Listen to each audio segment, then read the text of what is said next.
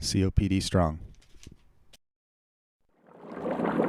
Living healthy with COPD.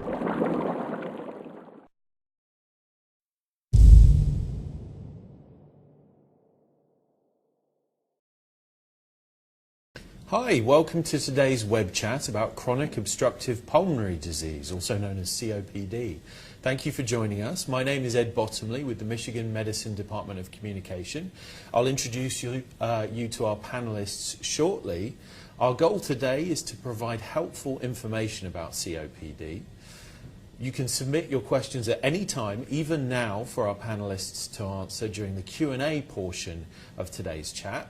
Questions can be submitted by commenting on the video, but please note that your name or your profile name will be visible to others participating on this chat. If you prefer a more anonymous option, you can also send a private message to us on Facebook as well. If you can't stay for the whole chat, or if you want to share this recording with a friend, a video of the chat in its entirety will be available on our Facebook page later today and also posted to the Michigan Medicine YouTube channel shortly after that. So now, to introduce you to our panelists, if you two could introduce yourselves. Thanks, Ed. So my name's Milan Han, and I'm a professor of medicine here at the University of Michigan in the Division of Pulmonary and Critical Care. I've actually been at the University of Michigan since 1999, actually. But I run what we call our Michigan Airways program, and that encompasses care of patients for a lot of different kinds of airways diseases, including asthma and COPD. But we're going to focus today, most of our discussion, on COPD, or chronic obstructive pulmonary disease.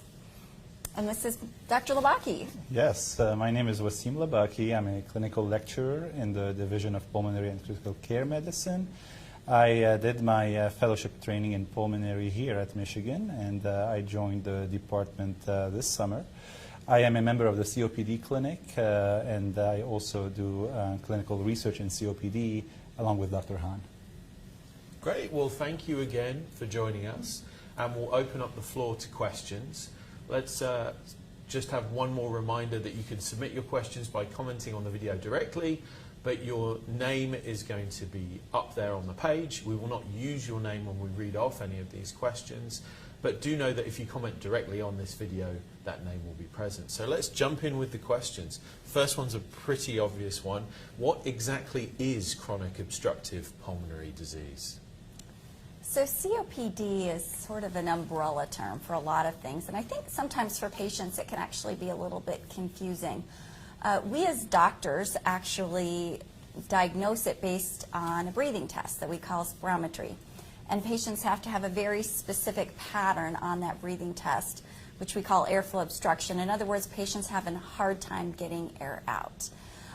But for patients who have COPD, the abnormalities that happen in the lungs can either be a combination of airway swelling and constriction and inflammation.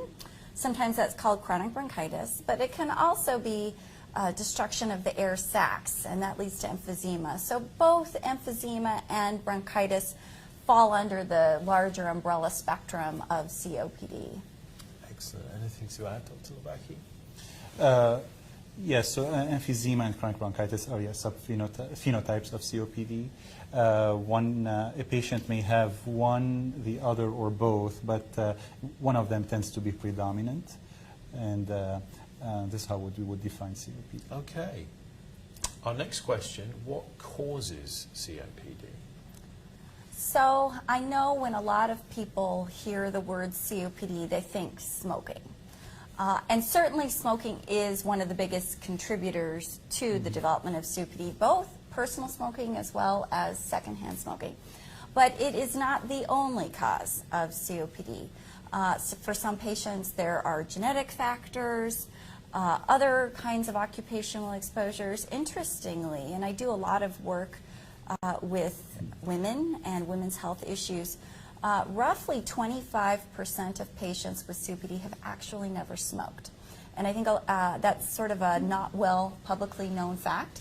And actually a good proportion of that patient population are actually women. So long-standing asthma is a bit more prevalent in women, can actually predispose to the development of COPD as well. So there, unfortunately, actually, because of that, can be some confusion with diagnosis. Women are actually misdiagnosed with COPD a bit more often. There's a lot, I think, in the media recently about heart disease and how that can present differently for women, but we don't talk about that with respect to COPD, but I would say it's also true. Women may present differently, they tend to have more flare-ups, they may be less likely to get diagnosed. Physicians think of COPD as sort of this old man's disease. They may not be aware of some of the unique risk factors that women have. So if patients, I think one thing, if you're out there and you're listening to this and you're wondering if you have COPD or someone told you you have COPD, the number one most important thing that patients need to know is they need to have a breathing test by their physician called spirometry. Unfortunately, we have many patients in the U.S. that go undiagnosed, and then we also have a lot of patients that are improperly diagnosed. They're told that they have COPD and they actually don't. That happens all the time, and it's because they never got the appropriate testing. While physicians may have suspicion about a diagnosis, they really need to confirm it with a breathing test. Okay. And that kind of answers another of our questions, but let's move on to, is there a cure for COPD? So COPD is a chronic condition, meaning that there is no specific cure to get rid of the disease per se. However, there are a lot of options with which we can help patients, whether it is to improve their symptoms, to prevent further decline in their lung function, as measured on spirometry, as discussed by Dr. Hahn, or improve their quality of life and decrease the rate of their flare-ups, breathing flare-ups. So even though there is no cure per se, there is a lot we can do for these patients. And obviously there is a lot of research going in many centers, including the University of Michigan, to eventually find better treatments and potentially a cure. Excellent. The next question that I have, is COPD a hereditary condition? So that's a good question. There are a few genetic risk factors that are extremely well described that contribute to COPD. One of them, for instance, is something called alpha-1 antitrypsin deficiency, and that is clearly heritable and can be associated with the development, in particular, of emphysema, or the holes in the lungs. But there are also many, many other genes that probably contribute to the development of COPD, but just, for instance, a small amount. So when you have a whole bunch of these genes, and if you inherit enough that all contribute, say, a small amount, either to, let's say, development of small lungs to begin with, or lungs that perhaps are more at risk for developing inflammation and damage with respect to being exposed to things like smoke, then it can, then all those can be heritable. So I would say it's not considered heritable or a genetic condition in the way that, like cystic fibrosis is, where okay, one parent's got it and the kids have like a 25% chance of getting it. But I would say that that there are a host of genes that likely contribute, and therefore if your parents had COPD, and let's say you grew up in a home where there were smokers, then you've got a lot of things potentially going for you that could predispose to the development of COPD. Would you add anything to that, Wasim? Or? Yeah, I agree. I mean, alpha-1 antitrypsin tends to be the bigger one, and there's small proportions of other genes that contribute, so there is a component to it, but risk factors are important as well. Okay. The next question's actually, it's a double question, this one. Is bronchitis considered a form of COPD, and what about emphysema? Yes, COPD usually can come in two forms, chronic bronchitis or emphysema. They are not mutually exclusive. A patient can have both, but chronic bronchitis is usually manifested by chronic mucus production, and this happens because the airways inside the lung, which are the windpipes that carry the air that we breathe into the air sacs inside the lungs. So these windpipes get thickened, they get filled with mucus, they get filled with phlegm, and this contributes to the patient's symptoms, most prominently productive cough, on a daily basis. So this is chronic bronchitis. Now, emphysema, as Dr. Han had mentioned before, is destruction of the air sacs where gas exchange occurs between the lung and the blood vessels inside the lungs. So because of this destruction of the air sacs become less springy. Usually they are nice, healthy, and springy, and they help push the air out. But because of this, they are not springy as much, and therefore they become floppy and cannot contribute as much to gas exchange or to pushing that air out. This is what we call loss of elastic recoil, which is the basis of emphysema. Now, like I said, people can have one, the other, or both, and all of these would be called COPD. And basically, treatments would be geared to decrease symptoms and improve quality of life. I think it's important, though, for our audience that we distinguish between what we as doctors call acute bronchitis versus chronic bronchitis. You'll hear those terms thrown around a lot, and I think sometimes for patients it can be confusing. When we say chronic bronchitis, what we mean is a patient that has chronic daily cough, sputum production, and we know it's related to inflammation of the airways. But that's different from what we call acute bronchitis, which is where you were healthy and all of a sudden you get a virus, you get a bacterial infection, you go into the doctor, you get treated, you get better. So then I think the next question is there a relationship between acute bronchitis and chronic bronchitis? And there probably is, in that we know that, for instance, patients with COPD are actually more prone to developing respiratory flare-ups. So, for instance, a person with super healthy lungs, they may get a virus and they, maybe sneeze a little bit, runny nose, don't feel great for a couple of days, but a patient that has an underlying lung condition, they get that same cold and all of a sudden they're wheezing, they can't breathe, they've got to get into the doctor, they have to get on medication.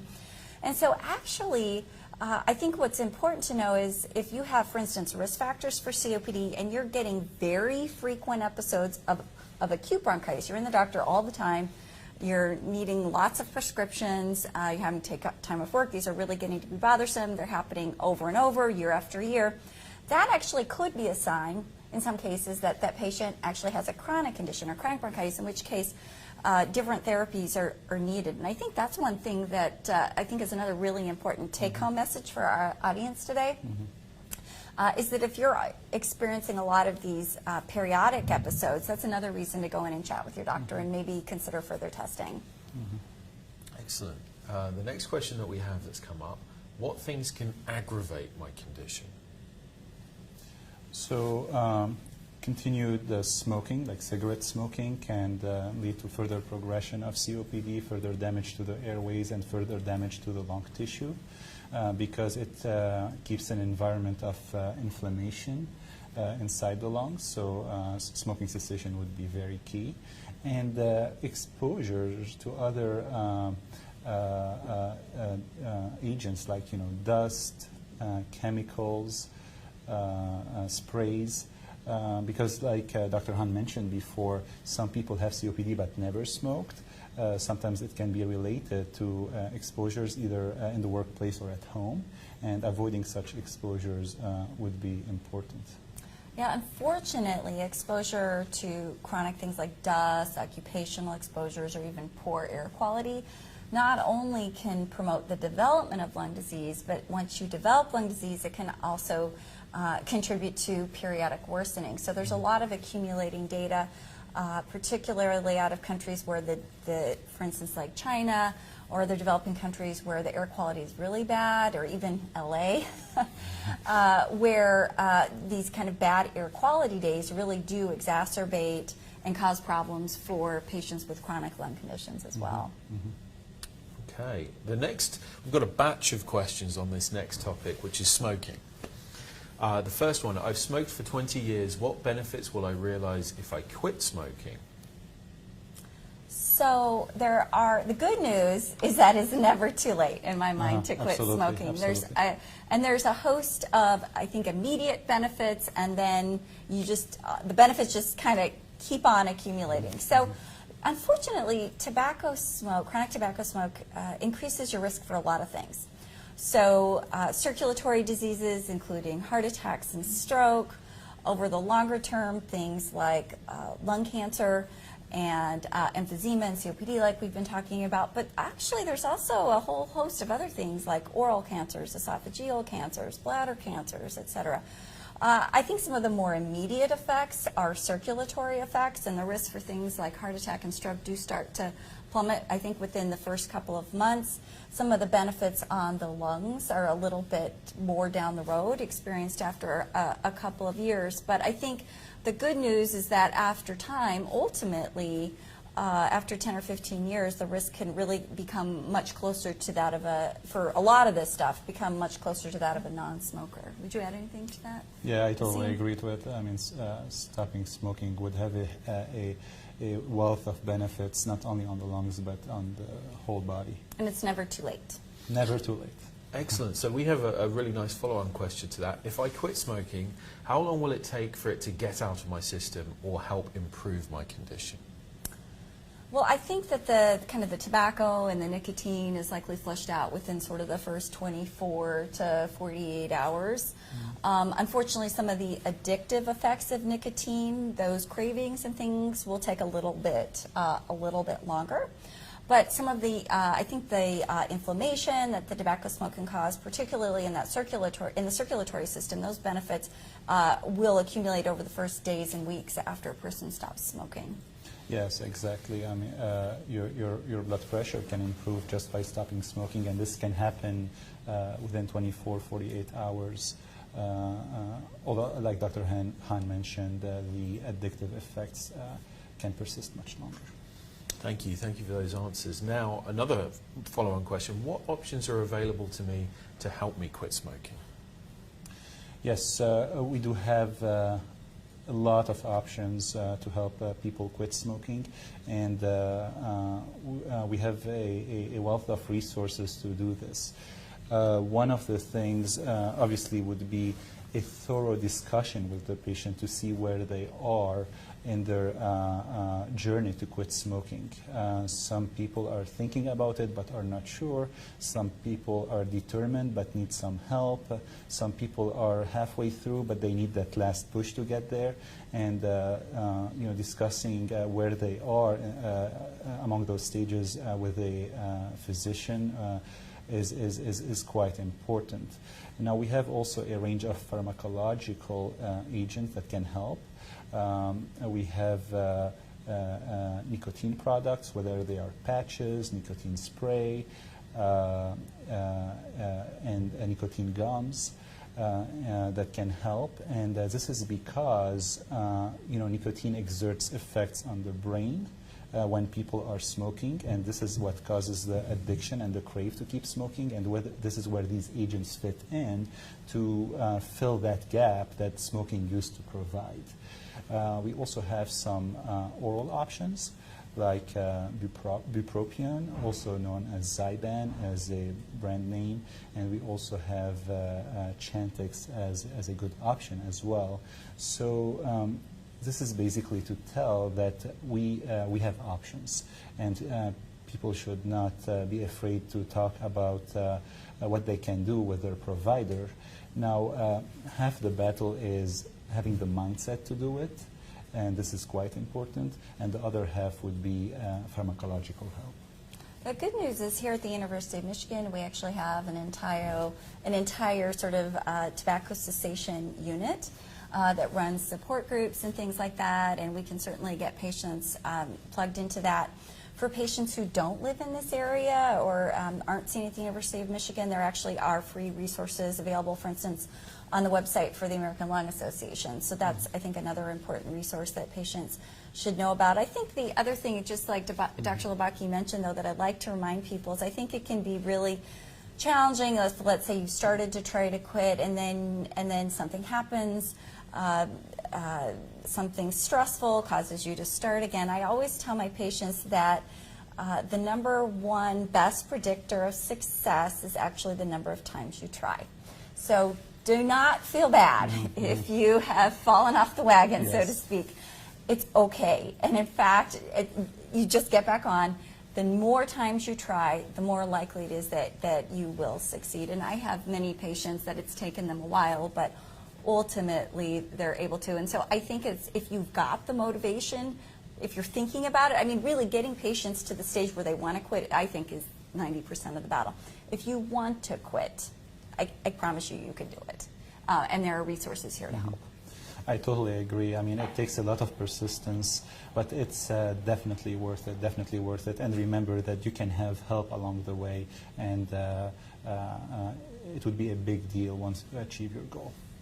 Thank you so much for that. Now, the next question, also smoke related. How much should I worry about secondhand smoke? Well, it's not ideal. I think there is literature and reason to believe that secondhand smoke can lead to the development of chronic lung conditions. It can actually exacerbate. But, you know, I think, you know, there's only, on the other hand, there's really only so much you can do. I mean, I do understand that people may be in a situation where it's difficult. Fortunately, here in Michigan, for instance, we've had some laws passed so that I know I have had patients who, for instance, previously were in certain work environments. Maybe they worked in a bar or in a restaurant and they just couldn't avoid it. That was their job. And fortunately, we do have much stricter laws now in Michigan that I think make the workplace safer for many people. But you may have a loved one or a family member that smokes in your home. That's obviously a challenge to the extent to which they can smoke outside. I think that's going to be beneficial for everyone. But I do understand that sometimes you're going to be in an environment which is sort of beyond your control. I think the good news is that even that, as we mentioned earlier, once you can kind of get out of that environment, there's a lot of recovery that happens. But I do think anything you can do to minimize secondhand exposure is going to be ideal. But again, I think we also realize everyone's got limitations to the extent that they can limit their own environment. I absolutely agree. Excellent, excellent. Now, the next question would take you in a different set here. How is COPD treated? What type of medication is recommended? So we kind of have two broad classes of medications, and then I'll talk about specialty medications. So the biggest class of medications that we have to treat COPD are bronchodilators. And there are little nerve endings in the muscles that wrap the airways. And there's actually two types of neurologic receptors that actually control the contraction of those muscles. And so we actually have two different types of classes of bronchodilators that, used in conjunction, lead to kind of maximal bronchodilation. And for many patients, that can actually lead to immediate improvements. These come in short-term varieties where patients can take an inhaler and get immediate relief. They come in long-term varieties where the medication will bind to the receptor and stay for 24 hours. These medications have been shown to improve lung function, reduce shortness of breath, improve a patient's ability to exercise, and reduce the frequency of these flare-ups or episodes of acute bronchitis that we've been talking about. There is a second kind of group of medications that we have called inhaled steroids, and that can help to reduce inflammation in the lung. We, as a research community, this is an extremely active area of research right now, trying to understand which subgroup of patients actually benefit the most from inhaled steroids. But I would say, in general, patients that are having, that have more severe disease and are having frequent flare-ups might be the group of patients that a physician would think about potentially trying on an inhaled steroid. Or if you have a history of asthma, that's another group of patients that I think probably benefit a bit more from inhaled steroids. There are a couple of other medications that may have efficacy in COPD. One of them is actually FDA approved, and that's called roflumilast. It goes by the trade name Daliresp. It is the only pill that is approved for COPD, and it's been shown to be beneficial in patients that have chronic bronchitis. So there's that term again, but the patients who have kind of that chronic cough and sputum production that are also having these frequent flare-ups. So that is an extra pill that can be considered if you're having frequent flare-ups and you're pretty symptomatic. Definitely something to talk to your doctor about. Now, having said that, there are also kind of a host of non-FDA approved for COPD therapies that your physician could try to see if they may help. There's an older drug called theophylline. There are mucolytics like carbocysteine. There's some data for that. There is also a class of antibiotics called macrolides, or a drug called azithromycin, a Z-Pak. A lot of patients have heard about that. There is some evidence actually generated by the National Institutes of Health that Michigan participated in doing some of the research that suggests patients with COPD may benefit from that. But these are sort of the individualized treatment discussions that really you need to have with your physician. It's really the bronchodilators and inhaled steroids that are sort of the backbone of therapy. Those are your FDA-approved therapies. But there are other things that in individual cases I will try. I have to mention, though, also, because we are here at the University of Michigan, that we also have some advanced treatments available here. For patients with really severe disease, we've got lung volume reduction surgery, which works in patients with emphysema, particularly in the upper parts of their lungs. There is lung transplant for patients with very, very severe disease and really no other options. Interestingly, the FDA actually just approved a very new therapy for COPD, which is a valve that actually can be implanted via bronchoscopy. And this is another treatment that may be available for select patients with emphysema. And actually, University of Michigan is going to be one of the first centers in the country to actually offer that procedure. So I'm actually really, really excited to be able to offer that to our patients.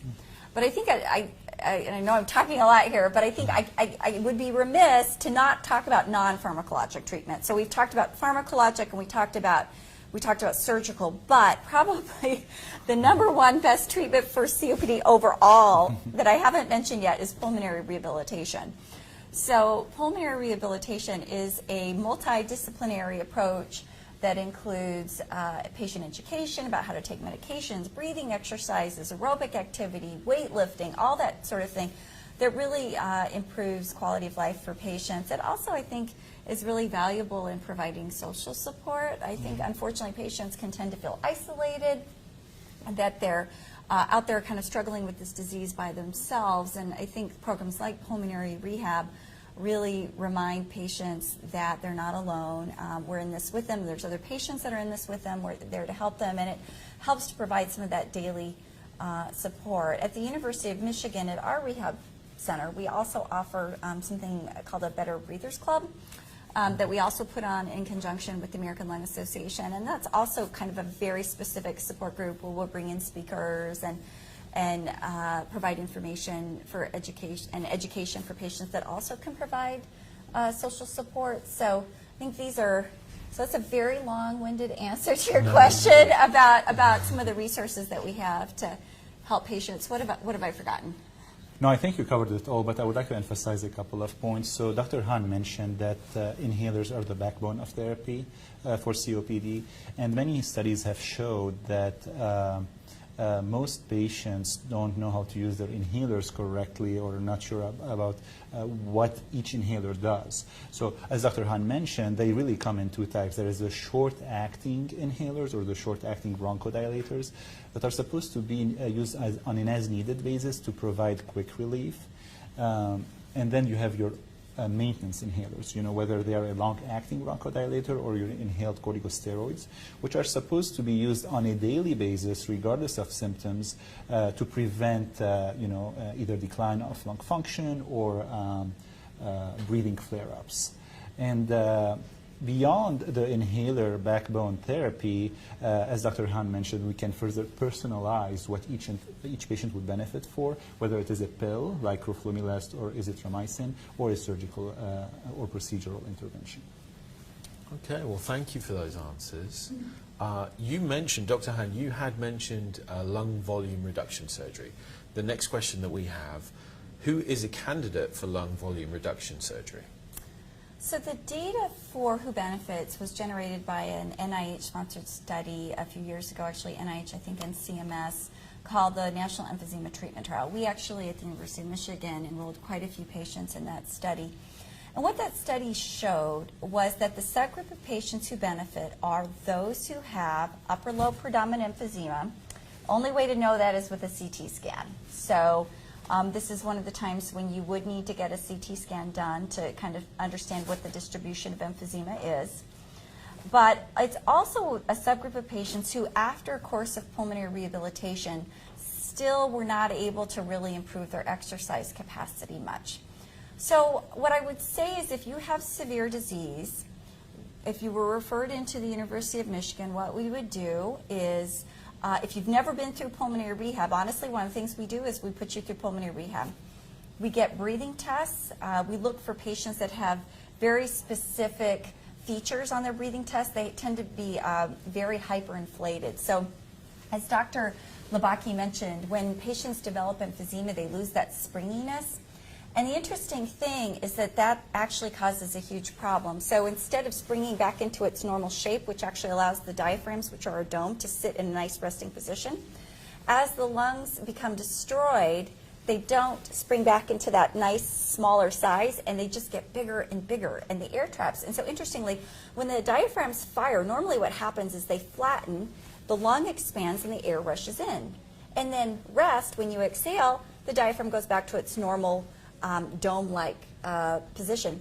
What happens when you have emphysema destroy the lungs and air gets trapped, the resting position looks like this. And then when a patient breathes, look, there's no room to go. Nothing happens. So the lungs actually, there's no air rushing in because you're just, the lungs are just fixed in this hyperinflated position. So we look for hyperinflation on breathing tests. We look for emphysema in a specific location, which we like to do kind of the CT evaluation here so that we can really understand the distribution. We put them through a course of pulmonary rehab, and we get an exercise study. And for patients who still are not able to exercise more, they've got the hyperinflation, they've got the emphysema, those are the patients that we would evaluate in conjunction with a thoracic surgery department, and then put through lung volume reduction surgery if we feel like it's safe. The good news is that the benefits that we've seen actually, there actually is a survival benefit. If with appropriate patients undergoing lung volume reduction surgery, they feel better. We've had patients come off oxygen. The way that I like to explain it to patients, it's like resetting the clock. It's a little bit like resetting the clock. We can kind of take you back just a couple of years, buy you some time, put your breathing back to where it was a couple of years ago, reduce your oxygen requirement perhaps to where it was a couple of years ago. So for the right patient, it can be a remarkably effective procedure. Okay. Yes, and obviously the benefit would translate into their daily life. You know, they would be able to be more active, have a better quality of life. And this is because once these patients undergo the lung volume reduction surgery, their lungs are not as hyperinflated and their diaphragm become a bit more functional, which allows better flow of air and better oxygen exchange, which translates into benefits in their daily lives. Thank you. So the next question is another question from our audience. So weightlifting and aerobics exercise can improve COPD lung function, or should patients avoid it?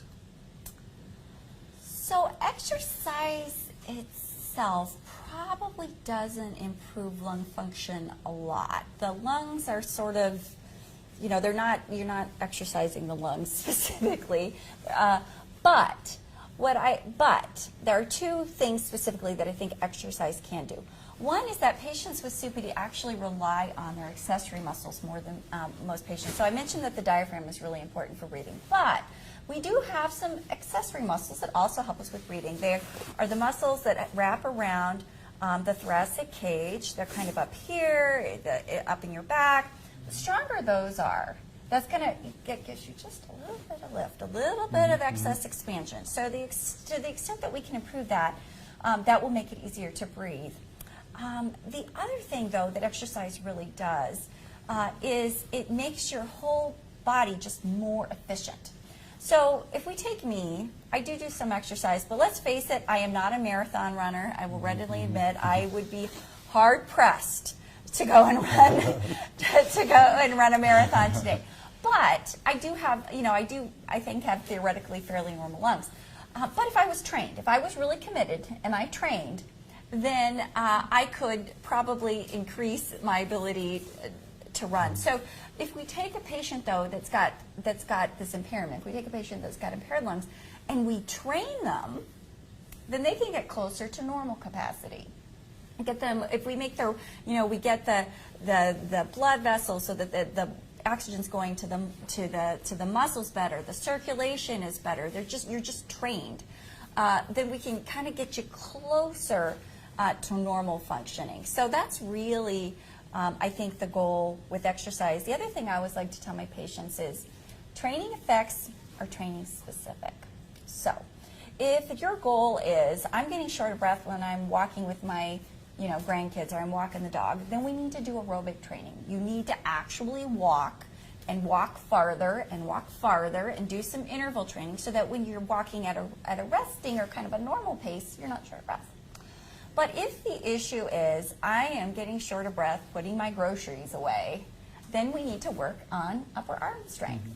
That is the actual activity that's going to make you less short of breath when you go to put your groceries away or you're hauling laundry up the stairs, et cetera. And this is the nice thing about pulmonary rehab, is that it attacks kind of all of these issues. It works on both the aerobic exercise as well as strengthening. I think upper body and lower body is incredibly important for our COPD patients. Fantastic. And this is why we would encourage all patients to discuss, pulmonary rehab with their physicians, because it can help with both aerobic exercise and muscle training, as Dr. Han mentioned. Last question was about weightlifting and aerobics exercise. This one, we've got a yoga question. I've heard yoga is helpful for people with COPD. Is this because of the deep breathing involved? Can I get that one? Yeah, sure. Yoga can have potentially a number of benefits for the patient with COPD. It may not necessarily affect the lung function per se, but it may affect their overall well-being.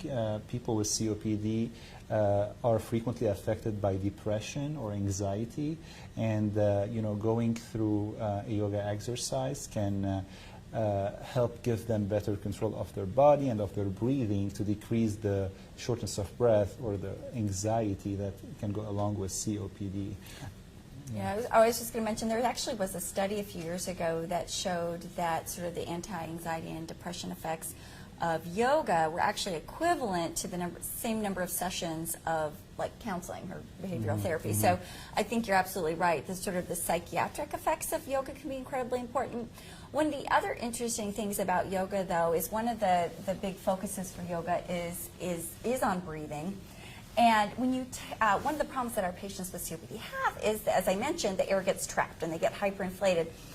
When we think about taking a big deep breath through our diaphragm, when we think about yoga and kind of what some of the yoga breaths would look like, right? We take in a deep breath and then we blow it out. We think about our breath and we concentrate on our breath. Well, one of the interesting things is that actually mimics a technique that we actually teach in pulmonary rehab. And that is something we call pursed-lipped breathing. Pursed-lipped breathing is when you actually blow out against a slightly closed or pursed mouth. And what that does is it actually creates a little bit of back pressure. And interestingly, that back pressure goes back into the lungs, and some of these airways, they have a tendency to collapse on themselves before the air can actually get out. By doing that little bit of back pressure, what we do is we tend to open those really small airways and we allow that air to come out. We actually decrease some of that hyperinflation and that air trapping. And so interestingly, that yoga breath, that yoga breathing can actually mimic that exercise and actually be incredibly helpful for our patients with obstructive lung disease. So I think, yes, I think yoga is absolutely great for our patients. Very interesting. Thank you for that. So we've talked about yoga, we've talked about aerobics. Let's talk about diet and sleep. Does diet help my condition at all, or more sleep? So I wish that I could tell you, and I'll let Dr. LHwCOPD chime in here, because this is actually an area of research interest from him.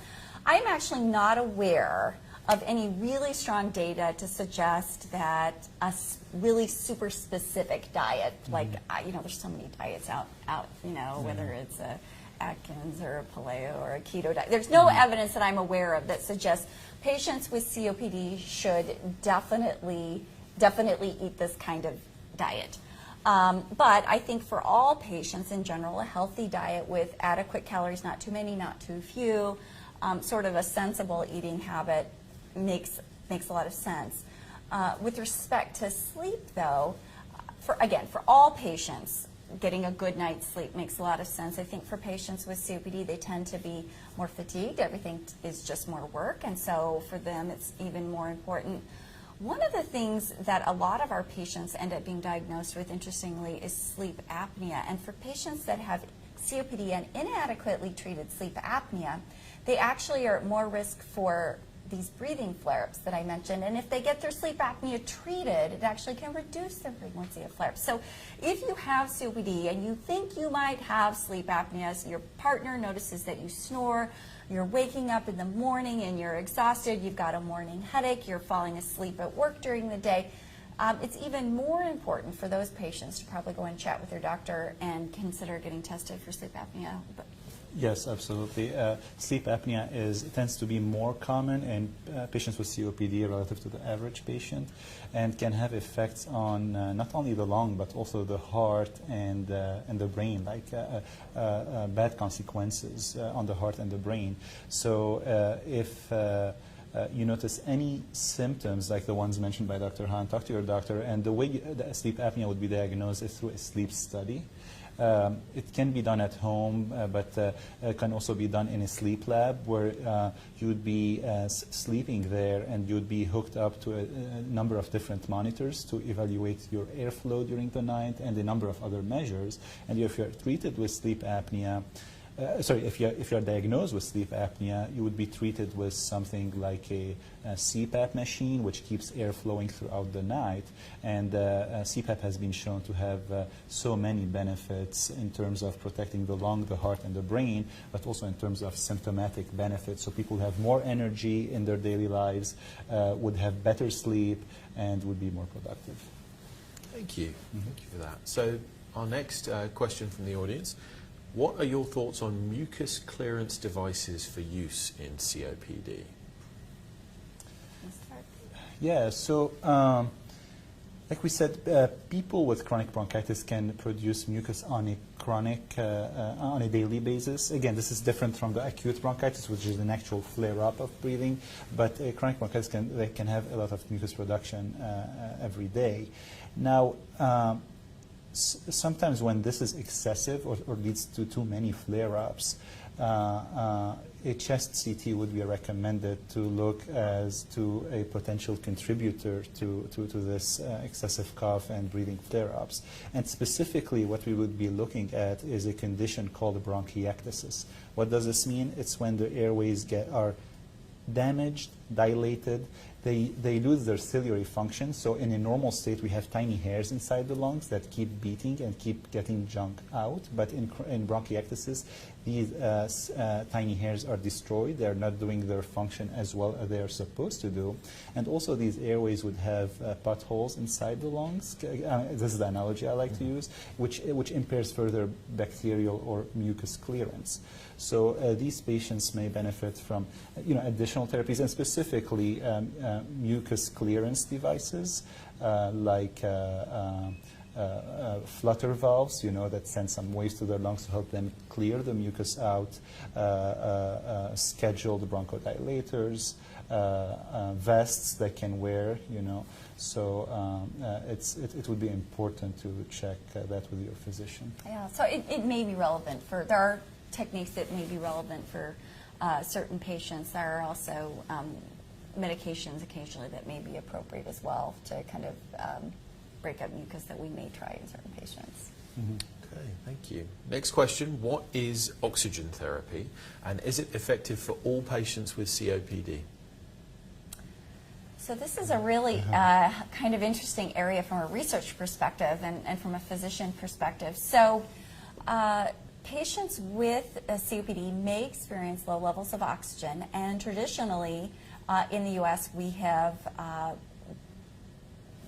been very liberal with oxygen prescriptions. Interestingly, our audience may know that the U.S. is actually prescribes a lot more oxygen than, say, they do in Europe. So this has been a very interesting area and an area that CMS has been wanting to study. There are two small studies from many years ago, the NOT and the MRC study, that demonstrate that patients who have really low levels of oxygen do have a mortality benefit. They do survive better. And when I say really low, what I mean is someone's put a pulse oximeter on you and your resting oxygen level is in the low 80s. To me, that'd be pretty low. Yes. I would say a healthy patient, their oxygen saturation probably somewhere between 95 and 100% at rest.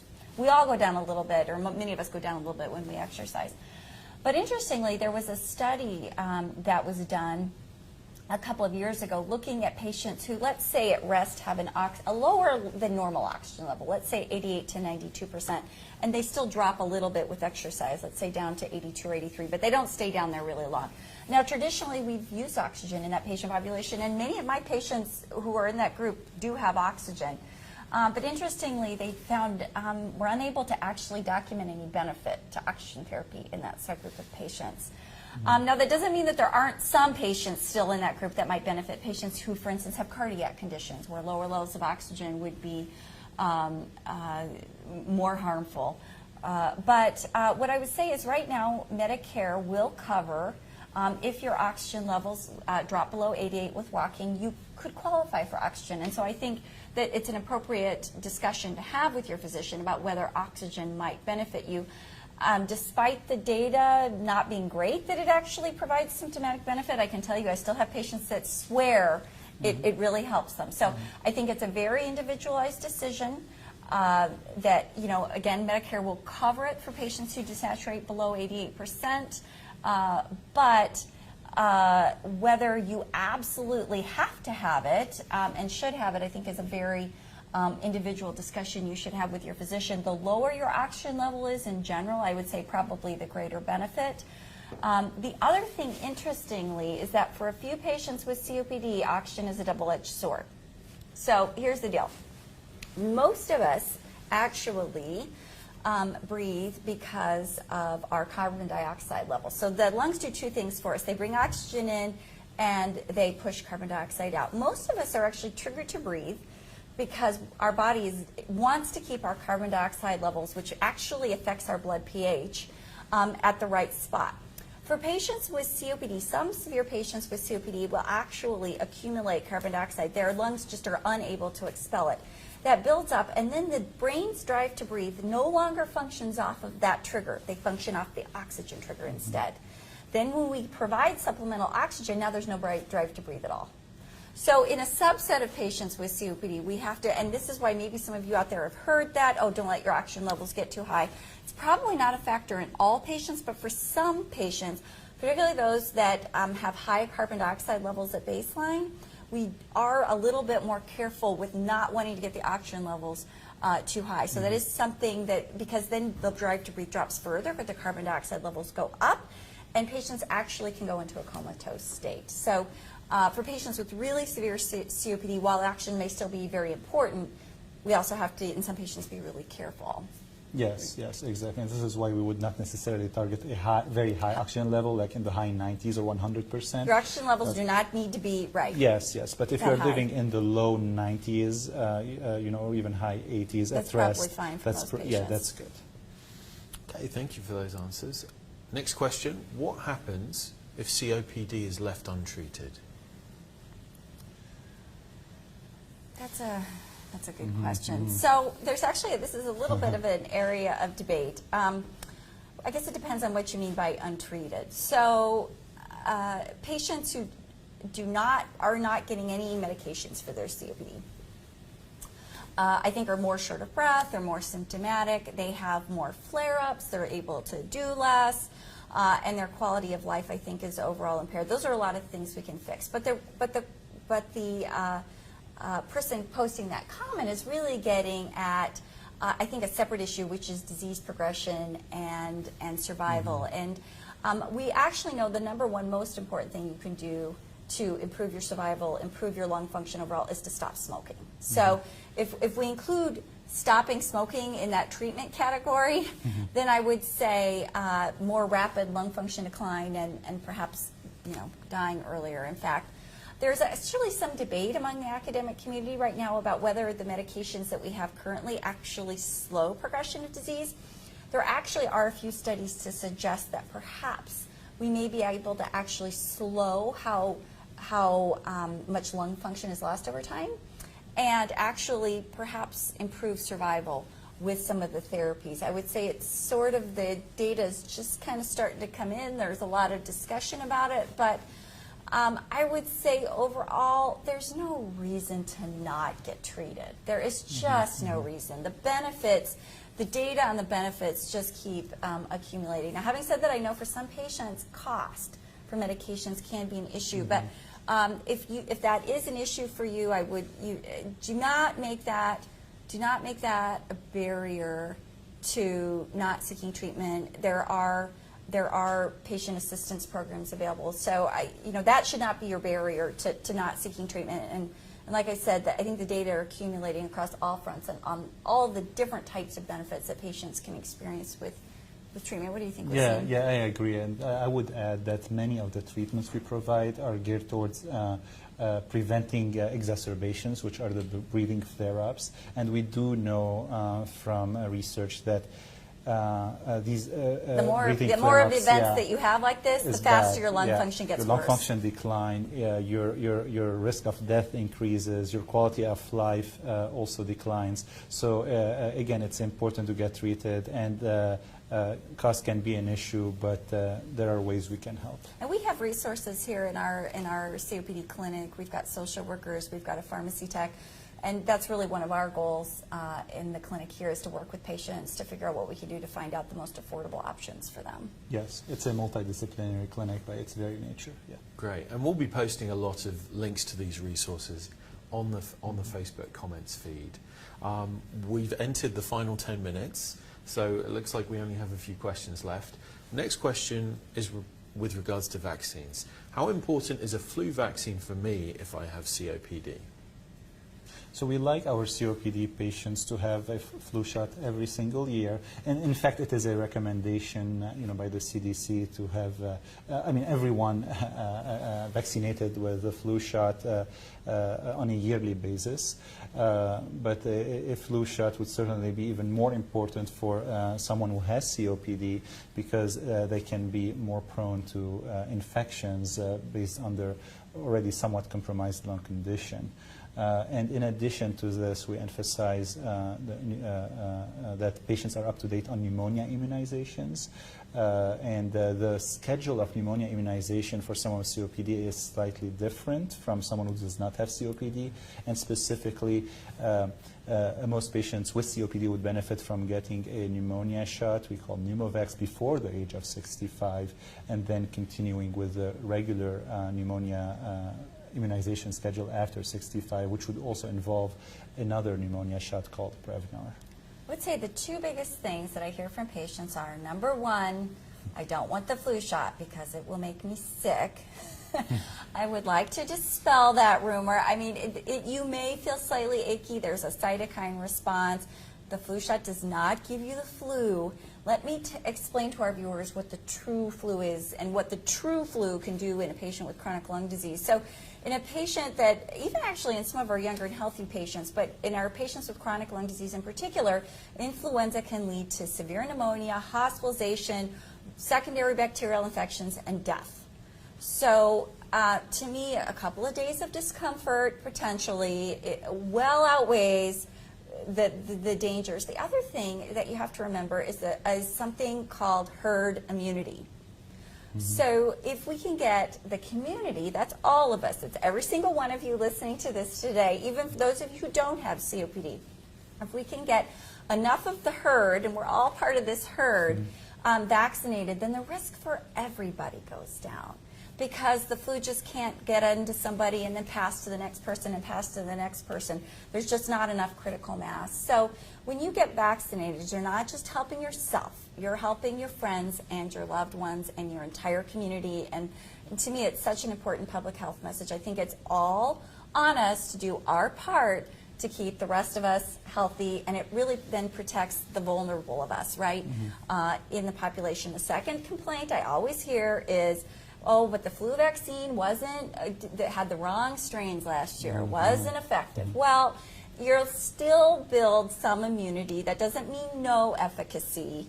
And I think that there is some reason to think that the efficacy also builds up over time. So we're getting really close to flu season right now, so it's really an important time. Again, and I cannot emphasize this point enough. It's not just, if you're a caregiver out there, you need to get vaccinated. If you're a patient with COPD, you need to get vaccinated, not just for you, but for your loved ones. Thank you, thank you. And I think this brings us to our last question. What type of research is happening to find new treatment options, and how can I get involved? Oh, I'm really glad you answered that. That's a huge passion for both Dr. LhwCOPD and I. We spend a lot of time taking care of patients in the clinic, but I too am frustrated that we don't have more. Why don't I have something that can, regenerate lungs? Why don't I have something that can work even better than what we've got? So the University of Michigan actually has an incredibly active research program. So we've got a lot of clinical trials going on right now, and if you're interested, the link is below in the comments. And Dr. LhwCOPD and our colleagues would love to see you as a patient if needed. We'd love to bring you in and talk to you about our research programs. But we have a lot going on here at the University of Michigan to try to develop therapies that will slow progression of emphysema. We have studies going on to see what we can do to reduce the frequency of flare-ups. We even have studies going on for patients with very early or pre-COPD, so sort of smokers at risk that may not actually even have a diagnosis of COPD. So we have studies going on almost, I think, kind of across the spectrum. But this is, one of the, I would say, one of the actually, I suppose I'm touting my own horn a little bit here, but we really are one of the leading research institutes in the country right now for COPD and the kinds of studies we can offer to our patients.